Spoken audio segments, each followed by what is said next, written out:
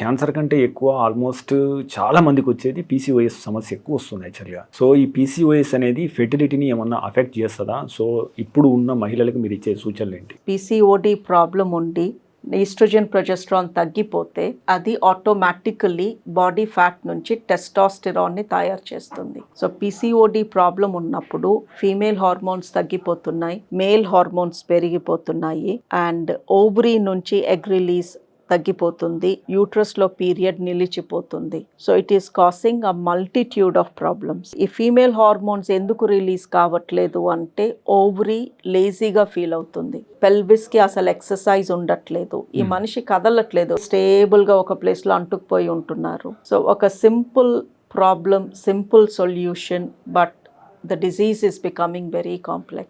మీరు తీసుకునే అదే మందులు, అదే నాణ్యమైన మందులు మెడ్ ప్లస్ బ్రాండ్స్ పై సగం ధరకే.